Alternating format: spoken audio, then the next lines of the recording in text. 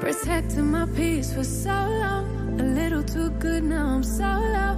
Watching reruns of the same shows. Almost everybody on my no-show. Even with green lights I don't go. Never been sure, no I don't know. How does everybody else let go of the ego? Don't go out nearly as much as I should. Barely know the way around my neighborhood. I'm ruminating, I feel no good. Not living life like I know I could. Like I know I could. Like I know I should. Like I know I could. Like I know I could. Like I could. If you would show me, yeah. If you would show me, yeah, yeah. If you would show me, yeah, yeah.